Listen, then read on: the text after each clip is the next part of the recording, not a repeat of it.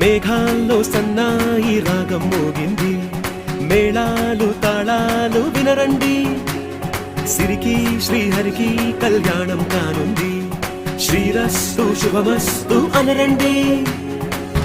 అచ్చతలు గంటో పెళ్లికి అర్థం చెప్పారంటూ, మెచ్చదగు ముచ్చట ఇది అని సాక్ష్యం చెబుతామంటూ, జనులంతా జై కొట్టేలా జరిపిస్తామండి.